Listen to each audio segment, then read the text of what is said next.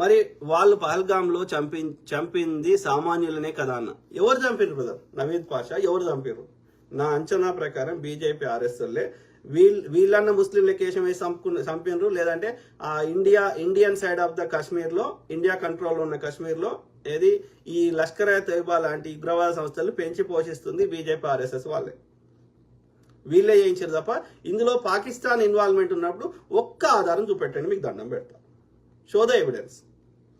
Evidence అంటే మన ప్రపంచం ముందు యునైటెడ్ నేషన్స్ లో, ఐక్యరాజ్య సమితిలో పాకిస్తాన్ తీవ్రవాద సంస్థగా గుర్తించమని మనం కొట్లాడదాం. పాకిస్తాన్ మీద అన్ని దేశాలు ఆంక్షలు పెట్టమని కొట్లాడదాం. Show the evidence to the world please. అదే అడుగుతున్నారు ప్రపంచ దేశాలని. అడుగుతుంటే సమాధానం చెప్తలేడు. ముంబై దాడుల గురించి మాట్లాడుతున్నాడు భారత హై కమిషనర్. ఇప్పుడు ఈ ఇన్సిడెంట్ మాట్లాడితే ముంబై ఎందుకు చేస్తున్నావు? ముంబైది ఆల్రెడీ ప్రూవెన్, అది పాకిస్తాన్ ఇన్వాల్వ్మెంట్ ఉంది. మనకి ఎక్కడి నుంచి వచ్చిండ్రు, అక్కడ ఏ తీవ్రవాద గ్రూపులు, ఎవ్రీథింగ్ ప్రపంచం ముందు పెట్టినాం. అందుకని అమెరికా కూడా ఆ ముంబై దాడులకు ప్లాన్ చేసినవని వాడిని భారత్కి ఈరా రానా అనేటువంటి అంటే ఇచ్చిర్రు. That is already proven. Show the Pulwama attacks కానీ, ఇప్పుడు జరిగిన ఈ పహల్గామ్ కానీ పాకిస్తాన్ గవర్నమెంట్ ఇన్వాల్వ్మెంట్ ఉన్నట్టు కానీ, పాకిస్తాన్లో ఉన్న టెర్రరిస్ట్ ఆర్గనైజేషన్స్ ఇన్వాల్వ్మెంట్ కానీ చూపెట్టండి.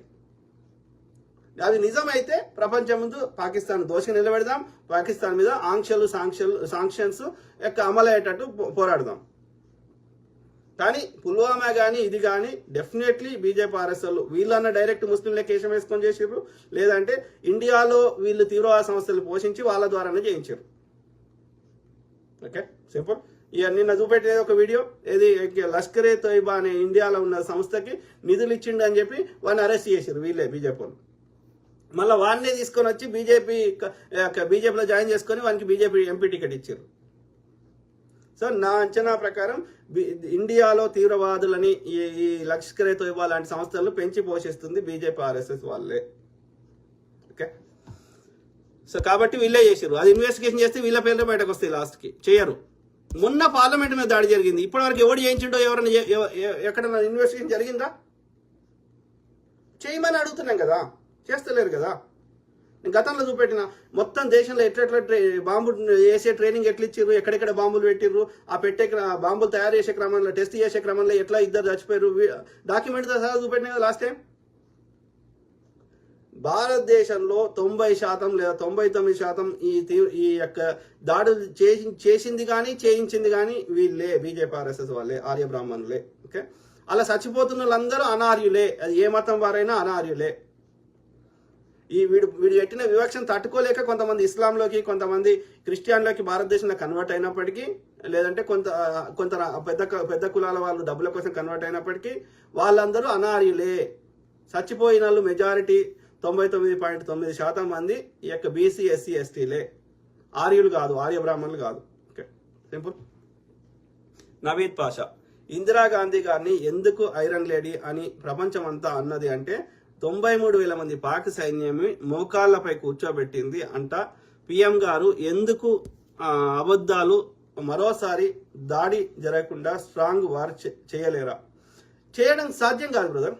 ఇందిరాగాంధీ గారు ఇప్పుడున్న ఆ యొక్క అది అంత ఈజీ కాదు. ఎందుకంటే అప్పుడు పాకిస్తాన్ యొక్క ఇది న్యూక్లియర్ వెపన్ ఉన్న దేశం కాదు.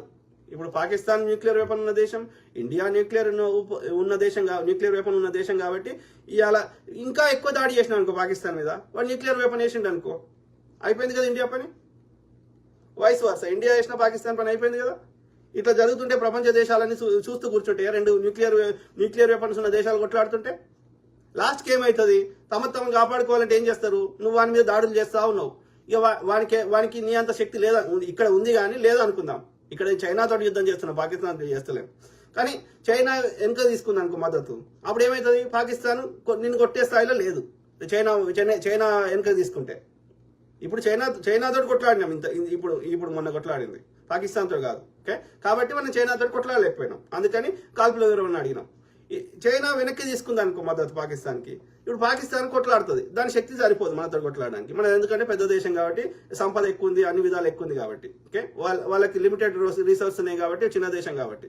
అప్పుడు ఏం చేస్తుంది పాకిస్తాన్? ద లాస్ట్ ఆప్షన్ వాళ్ళు కాపాడుకోవడానికి న్యూక్లియర్ వెపన్ వేస్తుంది. ఇండియా ఏం చేయగలుగుతుంది న్యూక్లియర్ వెపన్ వేస్తే? మొత్తం ఇండియా వీక్తుంది కదా. సో కాబట్టి నేను ఏమంటున్నా, ఆ యుద్ధం చేయడం ఏ దేశానికి మంచిది కాదు, ఇది రెండు దేశాలకు నష్టమే.